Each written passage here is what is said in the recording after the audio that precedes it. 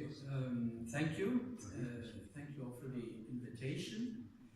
I'm going to be, as was anticipated, talking about from the standpoint of the TCBL project and not from a company, so I'll be stepping back a little bit, thinking as an EU-funded project in the public interest and sort of trying to look at the landscape of the technology, of the textiles and clothing industry as a whole.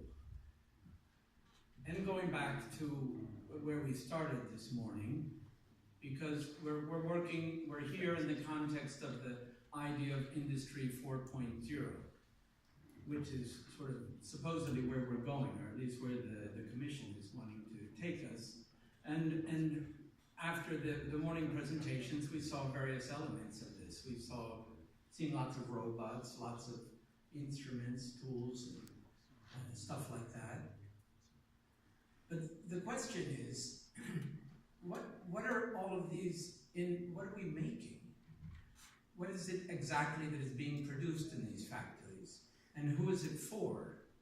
Because the market is made up of people who, in the meantime, are also adopting the same technologies. The same sensors are out there. There are probably 100 sensors in that picture. And that's just because of the phones they have in their hands. And they're all connected. The same paradigm we're talking about that is supposedly going to transform manufacturing in the future has already transformed society. So are we sure we're still making the right stuff for the right customers? And by customers, I mean the people. This is a diagram from Siemens Industry 4.0 website, and the whole point is to make the supply chain smooth and efficient, and they even throw some service logic in there. But society is moving in the direction of circular economies and circular value loops, and a lot more is happening around the kind of stuff that goes into and goes out of factories. If you have your glasses on, you can see that one of those tiny little dots in there is actually a factory. But there's a lot more stuff. What is that going to look like if we try to 4.0-isize it? How are we going to connect all of that stuff to the factories, into the same data that we're talking about, into the sensors? Isn't that the real challenge?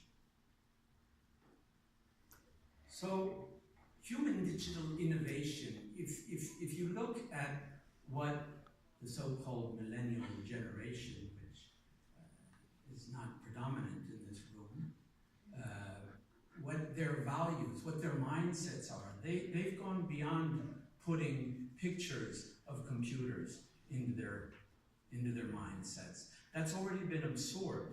They're building a new anthropological reality, a new society, a new mindset, a new set of values that take all of this for granted. The real question today is what kind of structure of values, and this is a value pyramid, an elaboration of Maslow, and it comes from the Harvard Business Review.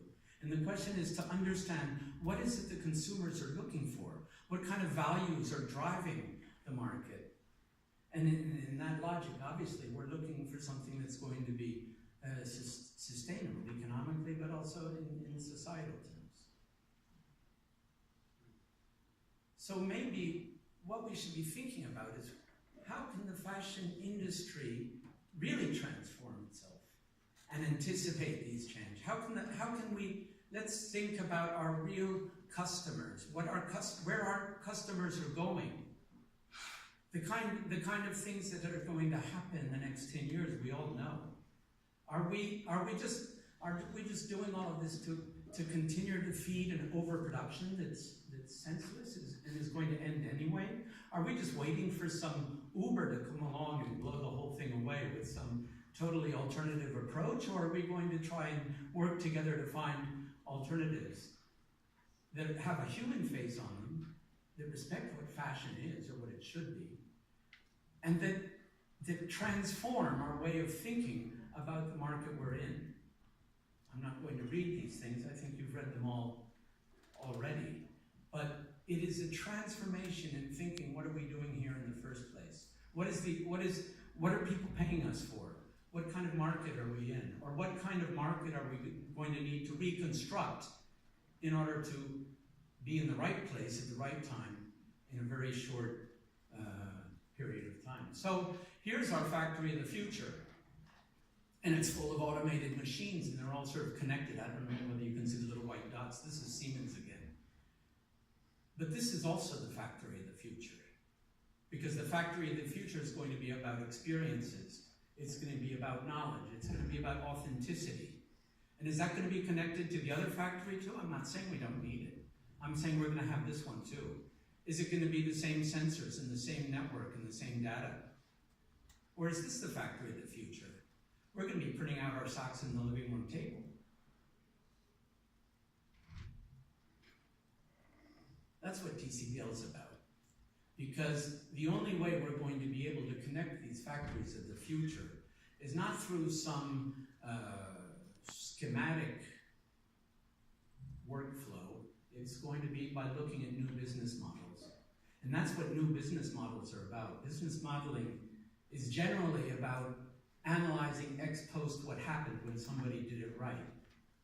But we are asking the question, is it possible to create the conditions where all of us in this room can innovate business models, can look for business models? Can we help lower the risk to the industry as a system in order to innovate its way out of the trap? And we think we can.